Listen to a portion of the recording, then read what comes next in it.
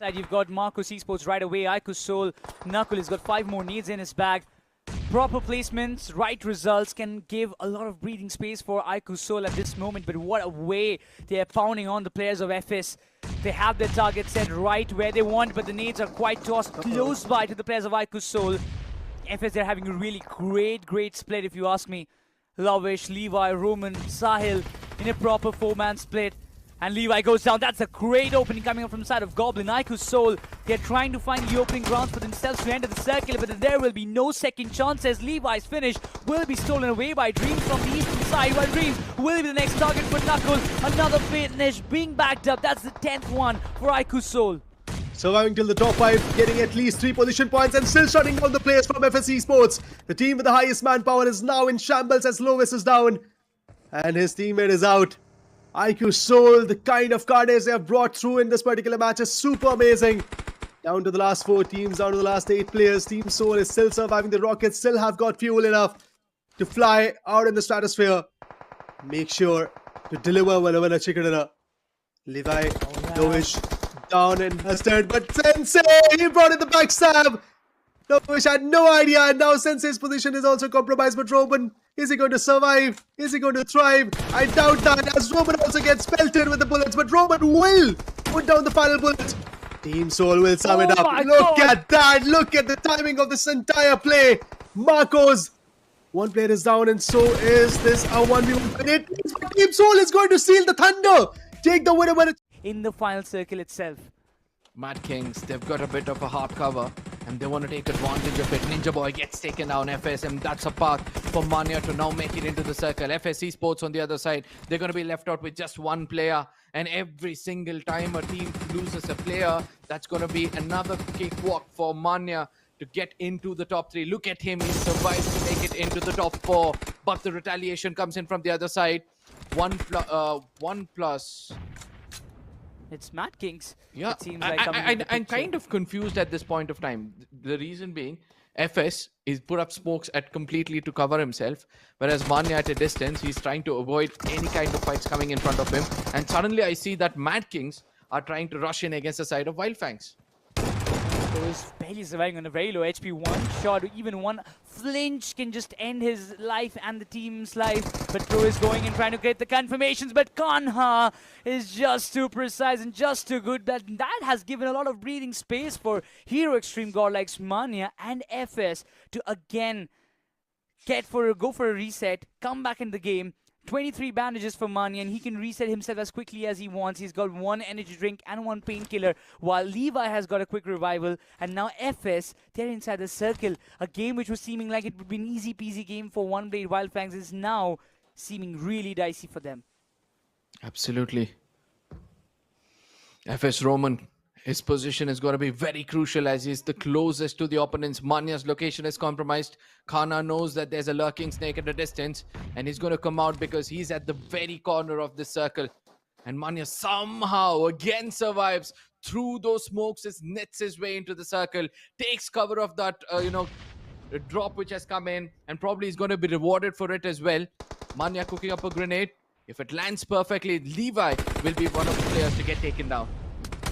Oh, Roman was taken out, but Kanha from another distance spots him down, and Hero Extreme Godlike will end their run in the 3rd spot, but Levi has got a 1v1 situation. Kanha's HP is not quite high at this moment. One good nade can end his life, and the nade is on spot. He's barely surviving on a pixel HP. Final blow comes in, and it's gonna be FS Esports to walk away with the winner chicken and a beautiful value. Is already there for them. A brilliant head start for them. Mad Kings, Wildfang. Both of these teams are in the circle, but there are some more grenades that Aryan wanted to toss. And with these grenades going in, let's see if he's going to find some or the other opening. But Shadow from the other corner for Mad Kings, he is down to the knees. Mad Kings could be saying farewell very soon. But Venom goes down by the hands of Henry. He's still outside the circle. I believe same will happen to Henry as well. Stuck outside the circle. There you go. He has been taken down. 1 plus K9. Wildfang with the strongest contendership of this winner with the chicken dinner. And Mafia, he's here to question that. Mafia gets in closer. Sensei is already cooking up a grenade, tracking that footsteps. If this lands perfectly, that's going to be another one in their favor. And he does it to perfection with 3 men standing and Spray God kicking things off. He's got 3 frags so far, and he knows the location of the final team, which is inside the waters. And I still feel that first they would love to take down 1+K9 and then concentrate on the team in the waters. Spray God puts up a grenade, will be registering another knockout there. He's going to step in a bit more forward. He knows another one. He's predicted his location perfectly. One more grenade lands in perfectly, and that's the end of the story. 4 fag, make it 5. The last man standing. That also gets registered. And with that, ladies and gentlemen, the winner. Decent finishes under their banner. And now Autobots, another amazing team that I really wanted to talk about. They have struggled quite a bit right from the first match, second game of the semi-finale, where they were able to get big game. But after that, they were struggling. That's why they are right now in the lower bracket in the LCQ. Even in LCQ episode, their positioning was not that super solid. But with this particular action, the way they have shut down the entirety of Team Tamilas, they once again get their boost. And hopefully, they will probably secure the top 2 slots. JD Gaming still survives for 1+K9 this time around. He sees Ari connect some shots as well. And that's going to keep Ari at bay. But will that be enough?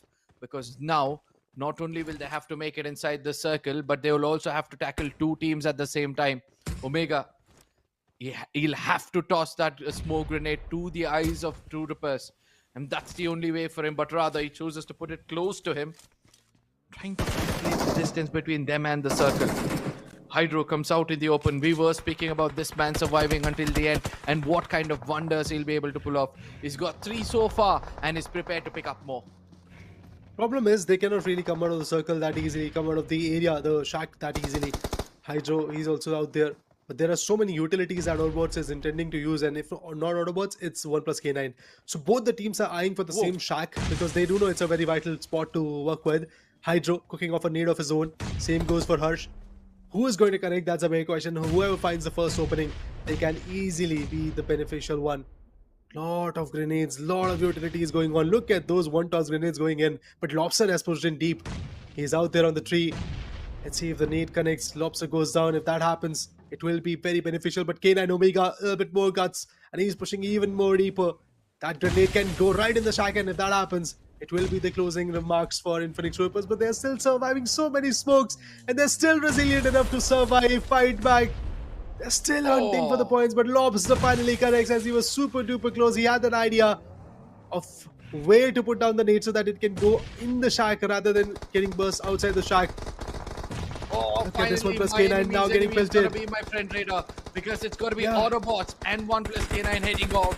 And this is going to be the place where True Rippers are just going to watch one of these teams get decimated, making sure it's a 2v4. That's the case. It's a reset that is happening in the shack, but no, the reset will not happen as Hydro was outside the shack.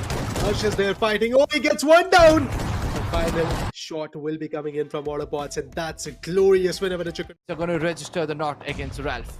Oh, so many nades coming in. It feels like an artillery strike on the likes of Autobots, and the damages are inflicting. Ooh. It's inflicting, but Some on the other end will take down the flanker from the side of Autobots, and that's going to be really problematic. Lobster, he's confined. Pro is down. Some's position is revealed, and yeah, Spout is trying to get the finish confirmed on his end. Mania confirms Ralphie. Lobster, the single last player surviving from the side of Autobots, while Some, he's been taken down, so the danger has been evaded. 9 finishes registered for Hero Extreme Godlike, while Lobster will still be that one player who can be the party spoiler if ignored by Hero Extreme Godlike. Absolutely, but Lobster's making a mistake. He's coming out of his smoke covers. And that could be a bit of a problem. S-Power comes in closer. Johnny, I think he has a vague idea. And that's the reason why he's cooking up a grenade. This grenade, this retaliation coming in, would have made Godlike more cautious about the situation. Does the grenade land next to Lobster? Yes, it does. But is he prepared for what's coming up next? Because the next one, which might fall into the smokes, can end the run for Lobster. But luckily, Godlike runs out of grenades. No, they are. Maybe they're saving some for the final circle. That can be one of those strategies of Hero Extreme Godlike. But right now, they have to go on a move. There's no other option for them. IQ Team Tamilas, they're under the radars. Mani are spotted, but before they get in, they want to kind of pave a smoke path for themselves to ensure their safety inside the circle, because it's way too much in the open grounds. It's not going to be an easy one for Hero Extreme Godlike to play around with, while Victoria Summers is right there, but Lobster is going to be in the close compounds in the vicinity, and Espower just makes sure that he is not creating any other havoc. Espower and the three players, they are reigning supreme as Hero Extreme Godlike. They are inching closer towards a great ending to the map of Miramar. Absolutely, 11 finishes strong, and they have a lot more in front of them. How much can they rake up before they get this chicken dinner? Because they've got man advantage, and now they've got information of every other team in this lobby. The closest one right now is going to be Meta Ninja, and that's why they're pushing in as much as possible. More grenades, more Molotovs is going to be tossed in to make sure they restrict them from getting in closer. Whereas on the other side, we see that Kamla Boy has put it in for the Kamalas, and this is going to be a three-way Mexican standoff. Whereas we've got Meta Ninja, ME, as well as got... Oh, Johnson has been taken down. That's going to be a big blow. Meta and Ninja, they will be in the eastern side, but for now, Marcos Esports, it's going to be the first big problem for Hero Extreme Godlike if they want to win this match. Manya or Admino or somebody has to make an opening, because all the players of Marcos Esports, they're lying in the open fields, and Kamla Boy, he's trying to go up front, be up close and personal against Hero Extreme Godlike, giving a breathing space for Meta Ninja to kind of reset themselves and figure out what to do next. They are trying to pave a smoke path, trying to ensure their safety inside the circle, because even now they have to kind of give up the hard compounds and come out in the open grounds. And in this entire competition, Hero Extreme Godlike, the ridges they have, they are really going to be important for them to work out with. Absolutely. But Godlike, they need to be careful because they don't have the control of the circle. All they have to do is make sure that they make the other two teams fight. And that's the best move for them. Half a smoke depleted. S-Power sits on the vehicle to gain information. Meta Ninja from the other side, they understand the only way for them to make through is make sure that they punish Godlike, and they do it successfully as they put on the pressure on them. One of the players gets finished off. Eggy on the other side puts down Ronnie. The confirmation is going to be stolen. Yes, it does. S-Power turns around, puts a bit of a damage to Eggy, but that's not going to be the case. Gamla Boy is trying to come in from an off angle, do everything wrong for the side of Godlike. The last man standing gets taken down, and what a dominate. Not showing any signs of stopping. Levi is the last man standing for the team FS Esports. He's still standing. He's standing tall enough to take down Rising Esports as last man standing. But Team Soul, of late, they have actually put down a knock on Team Versatile. And this is a big game for Versatile. They have to survive. They have to pull through. In the previous matchup, similar things happened when Why Not and FS Esports, they chimed in on Versatile, and Versatile went down. I believe that ruins angle, the water body area where we got to see Versatile's demise in the previous matchup was pretty crystal clear. But right now, Team Kamalas, Beard Baba, he goes down. Mr. Rigel sitting on the back lines, giving up the cover, but the cover is not really working. As one by one, the entirety of the team of Team Kamalas is now done. There you go, the final shot also comes through. Top 4 teams surviving, Team Soul and Victoria Summers. These two teams are the biggest contenders of this winner with the chicken dinner, where Levi is going to be that one who is going to be a pain for a lot of teams. He can easily put a lot of pressure. But I think now, Victoria Summers can shift their focus on that small track. They can toss a nade, just like what Nakul did. But they're waiting for the bigger picture, Raider. They are aware that Levi is standing, but they're also aware that there is another team above the hill. The Molly. The Molotovs, the nades, they're coming into the mix. Levi just jumps out of the shack, not aware of the surroundings, but Joker makes sure that Fury is the first one to go down. Always comes into the mix with Levi, still breathing, just like how VXT are there in the eastern side. Now Joker might just be an open prey, but Fury's finish will be confirmed. Levi is still trying to survive. Joker, 9 solo finishes. This man looks like a monster in this map of Erangel. And what they did in the very first match of Erangel Soul, they're trying to replicate the very same, as Levi will be the prey of Owace as Victoria Summers add another finish to their bag. And Owace still breathing, still surviving, not aware of the positioning, but right now they have an idea. Knuckle, now he knows it. The position is compromised and Owace won't be surviving any single second more. And right now even VXT, they are the final prey, and Aiku Soul will make sure that they are on the top and the rocket is reaching the moon.